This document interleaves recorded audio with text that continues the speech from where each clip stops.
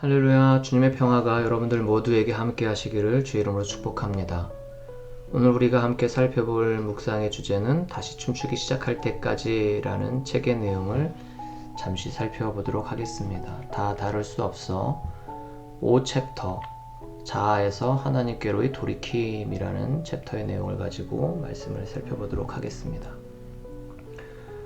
이 챕터는 시편 77편을 중심으로 전개되어집니다. 크게 네 부분으로 나눠지는데요. 1절에서 6절, 7절에서 9절, 10절, 11절에서 20절로 구성되어져 있습니다. 1절부터 6절까지의 말씀을 보면 여러분들이 PPT 자료를 보면은 내가 나라는 단어가 쭉 등장합니다. 이 등장하는 횟수를 살펴보면 약 17회 정도 등장하고 있습니다. 인생을 살아가는 데 있어서 오로지 자기중심적인 표현이 고백되어져 있는 모습을 볼 수 있습니다. 코비드 시대 이전에 우리는 예수를 믿는다고 말하지만 혹시 우리의 삶과 가치 그리고 목적이 지극히 자기중심적이지 아니하였는가 라는 것을 이 코비드의 시대 속에 살펴볼 수 있는 좋은 기회라고 여겨집니다. 그런데 우리와 마찬가지로 이 시인 역시 엄청난 고난과 위기가 찾아오게 되어집니다. 그러자 7절부터 9절 두 번째 파트에서는 주께서 자신을 영원히 버리실까? 다시는 나에게 은혜를 베풀지 아니하실까? 라는 의구심의 질문을 계속해서 던집니다. 이를 가리켜 월터 브루그만은 수사의문문을 가지고 하나님의 응답을 요구함과 동시에 하나님의 임재의 의구심을 표현하고 있다라고 말합니다. 은혜, 하난, 인자, 헤세드, 긍휼, 라함이라는 내용을 통해서 고백은 하고 있지만 여전히 그 고백의 중심이 자기에게 쏠려 있는 느낌을 지어지지 않고 있습니다. 한마디로 언약을 맺으신 하나님이 어디에 계십니까? 나의 간구와 신음소리를 듣고 계십니까? 라고 외치고 있습니다. 현재 우리가 당면하고 직면한 이 전염병의 문제, 이 코비드의 문제는 매우 크고 엄중하고 힘든 어려움의 문제입니다. 그래서 성경은 이 전염병을 어떻게 말하고 있는지 잠깐 살펴보는 시간을 가져보겠는데요. 월터 브루그만은 구약 성경과 신약 성경을 통틀어서 이 전염병의 유형을 세 가지로 말하고 있습니다. 첫 번째로는 언약을 집행하는 방식으로서의 전염병을 말하고 있습니다. 레위기, 신명기 등에서 등장하는데요. 하나님과 맺은 언약을 잘 순종하면 복을 받고 불순종하게 되면 심판과 저주를 받게 되어진다라는 내용을 담고 있습니다.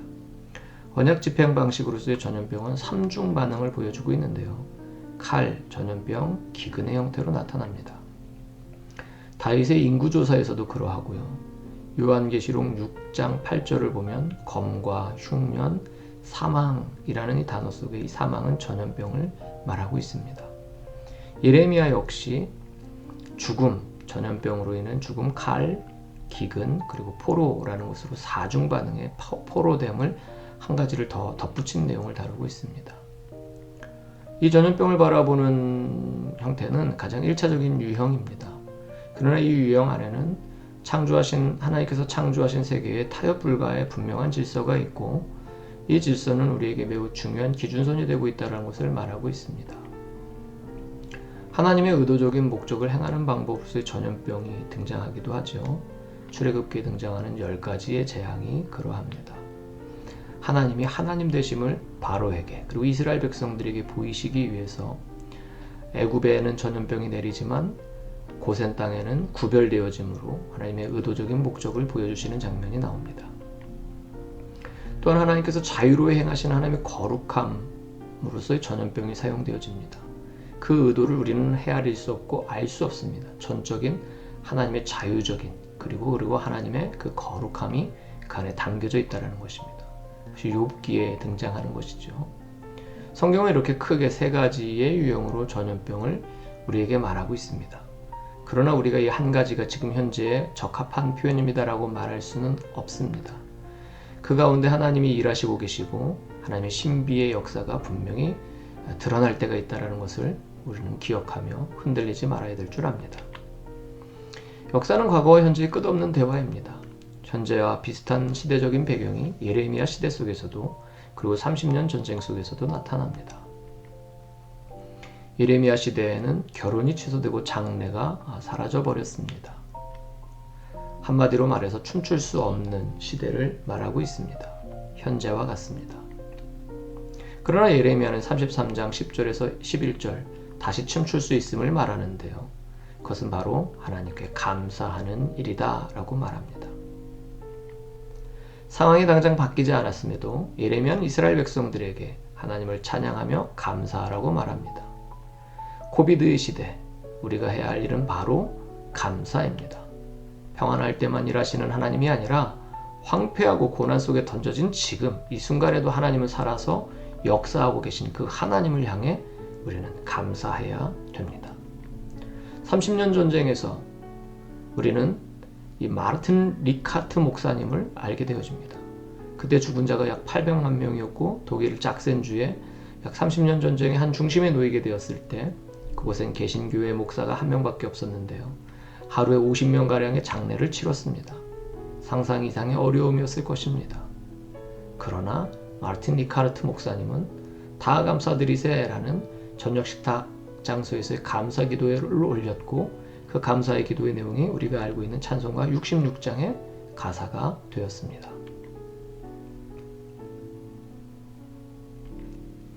선지자 예레미야 선지자나 링카르트 목사는 현재 우리의 삶과 크게 다르지 않은 위기 속에 놓여 있었습니다. 그러나 그들은 감사했습니다. 이들이 했던 감사에는 이런 의미가 담겨 있습니다. 타협할 수 없는 희망을 품은 감사였습니다. 그리고 하나님의 헤세드를 증언하는 감사였습니다. 말뿐이 아닌 행함과 삶으로 착하고 선한 사마리아인의 삶을 살아 그 모습이 이 코비드가 바이러스가 최종 권세가 아닌 하나님의 선하심이 바이러스의 치명적인 힘마저 꺾을 수 있음을 세상에게 알게 했다라는 것입니다. 본문으로 돌아와서 현재 우리는 무엇을 하고 있습니까? 하나님을 의심하고 있습니까? 나 중심적인 삶 속에 계속해서 살아가고 있습니까? 시편 77편의 가장 중요한 꼭지점은 바로 10절입니다. 또 내가 말하기를 이는 나의 잘못이라 지존자의 오른손에 해 라는 이 고백입니다. 이것을 번역해보면 전능하신 하나님께서 그 권능의 편 손으로 행하시고 일하셨던 그때를 말하는 것입니다. 자아에서 하나님께로 돌이키는 일은 하나님이 일하시고 역사하셨던 때를 기억하는 것입니다. 나에게서 하나님께로 옮기기 위한 가장 중요한 중심 이동은 일하신 하나님을 인정하고 기억해내는 일입니다. 10절에서 11절로 20절로 넘어간 이 시편 기자는 기억하리이다, 작은 소리로 읊조리며 낮은 소리로 되뇌이리다 라고 말하며 하나님께서 일하신 그 역사를 묵상하겠다라고 말합니다. 11절부터 20절까지의 말씀을 여러분들 찬찬히 살펴보십시오. 나라는 고백은 하나도 없습니다. 나 대신 주, 하나님이라는 고백만 가득해서 담겨 있습니다. 1절과 6절과 비교되지 않습니까? 코비드의 시기 속에 우리는 이 10절의 꼭지점 속에 하나님께서 분명히 일하셨던 그때를 기억해야 됩니다. 그리고 지금 이 순간 우리는 기억하며 작은 소리로 읊조리고 낮은 소리로 되뇌이는 하가 묵상의 시대를 살아야 된다라고 이 월터 브루그만은 우리에게 말해주고 있습니다. 그리고 끝으로 월터 브루그만은 탄식하라고 말합니다. 탄식은 미래를 여는 열쇠라고 말합니다. 애굽에서 고통받았던 히브리인들이 탄식할 때 하나님께서 들으시고 그들을 약속의 땅 가나안으로 인도하셨던 것처럼 십자가에서의 탄식, 그 부르짖으신 예수님께서 사망 권세를 이기고 부활의 아침을 여셨습니다. 탄식은 하나님께서 새롭게 인도하시는 미래의 열쇠입니다. 정리해보자면 전염병의 사건은 하나님의 신비에 감춰진 사건입니다. 코비드의 상황 속에 우리는 타협할 수 없는 희망 속에서 감사하고 하나님의 헤세드를 증언해야 합니다. 시편 77편의 시인과 같이 자아에서 하나님께로 돌이키며 하나님께서 일하신 일들을 기억하며 묵상해야 합니다. 탄식과 간구, 그것이 현재 우리가 이 코비드의 시기 속에 해야 할 일이며 다시 춤추기 시작할 때까지 그러한 삶을 살아야 된다는 것입니다. 주님의 평화가 여러분들과 함께 하시기를 주의 이름으로 축복합니다.